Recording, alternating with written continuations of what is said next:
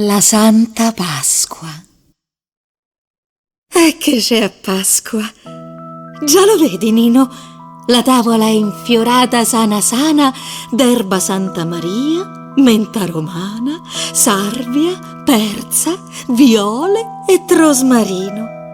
Già so pronti dall'altra settimana 10 fiaschetti e un buon baril de vino. Già per grazia de Dio fuma il cammino per celebrare sta festa alla cristiana.